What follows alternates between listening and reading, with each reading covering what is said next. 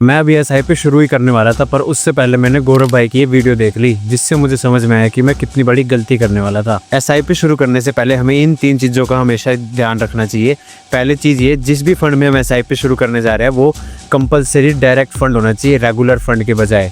क्योंकि regular fund अगर तूने गलती से भी शुरू कर दिया तो उसमें जो कमीशन उनका चार्ज रहेगा ना, वो लाखों का डिफरेंस क्रिएट करेगा। दूसरा पॉइंट, एक्सपेंस रेशो। ज़्यादा एक्सपेंस रेशो का मतलब ये नहीं होता कि म्यूचुअल फंड खराब है। एक एग्जांपल लो, एक म्यूचुअल फंड है जिसका रिटर्न है 12% और एक्सपेंस रेशो है 0.2%, और वहीं पर एक म्यूचुअल फंड है जिसका रिटर्न है 18% लेकिन उसकी एक्सपेंस रेशो है 0.5%। तुम समझ ही गए कौन सा म्यूचुअल फंड बेहतर है इनमें से। तीसरा पॉइंट ये है कि कभी भी अमाउंट से तुम एसआईपी शुरू करने वाले हो, उस सारे अमाउंट को सिर्फ एक ही फंड में कभी भी एलोकेट मत करना।